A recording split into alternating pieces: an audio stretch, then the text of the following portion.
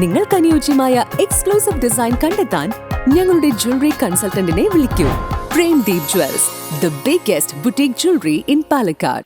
കോൺഗ്രസിനുള്ളിലെ ഉൾപാർട്ടി പ്രശ്നങ്ങൾ ഒന്നും തന്നെ തിരഞ്ഞെടുപ്പിനെ ബാധിക്കില്ലെന്ന് DCC general secretary Sathyan Perumbrakode.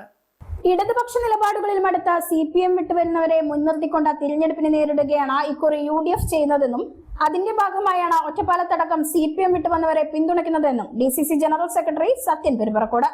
കോൺഗ്രസിൽ മത്സരിക്കാൻ ആളില്ലാത്തത് കൊണ്ടല്ല മറ്റൊരാളെ നിർത്തിയതെന്നും അദ്ദേഹം വ്യക്തമാക്കി. PKS-ഉം അതുപോലെ തന്നെ ഐഷ പൂറ്റി ഉൾപ്പെടെയുള്ള നേതാക്കളൊക്കെ അങ്ങനെ വന്നവരാണ്. അപ്പോൾ സ്വാഭാവികമായിട്ടും എതിരാളികളുടെ പാളയത്തിൽ നിന്ന് വരുന്ന ആളുകളെ രാഷ്ട്രീയമായി ആയുധമാക്കുകയും അവരെ വെച്ചുകൊണ്ട് തന്നെ ഒരു വലിയ മുന്നേറ്റം നടത്താൻ കഴിയുമെന്ന് തന്നെയാണ് ഐക്യജനാധിപത്യ മുന്നണി പ്രതീക്ഷിക്കുന്നത്. അതുകൊണ്ടാണ്, അല്ലാതെ കോൺഗ്രസിൽ മത്സരിക്കും. ഇപ്പോൾ അമ്പലപ്പുഴയിൽ അവിടെ G. സുധാകരനെ പിന്തുണയ്ക്കാൻ തീരുമാനിച്ചിരിക്കുകയാണ്. തളിപ്പറമ്പിൽ കഴിഞ്ഞ തവണ വളരെ കടുത്ത മത്സരം നടത്തിയ ഒരു മണ്ഡലമാണ് തളിപ്പറമ്പ്. പയ്യന്നൂര് ഇവിടെയൊന്നും പാർട്ടിക്ക് മത്സരിക്കാൻ ഒറ്റപ്പാലം സ്ഥാനാർത്ഥികളില്ലാതിട്ടാണ്.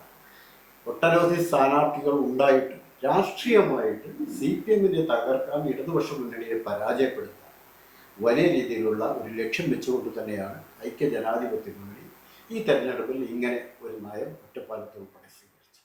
ലീഗുമായി ഒറ്റപ്പാലത്തെ കോൺഗ്രസിന് പ്രശ്നങ്ങളൊന്നുമില്ലെന്നും കോൺഗ്രസിനുള്ളിലെ ഉൾപാർട്ടി പ്രശ്നങ്ങളൊന്നും ഈ തിരഞ്ഞെടുപ്പിനെ ബാധിക്കില്ല എന്നും അദ്ദേഹം പറഞ്ഞു.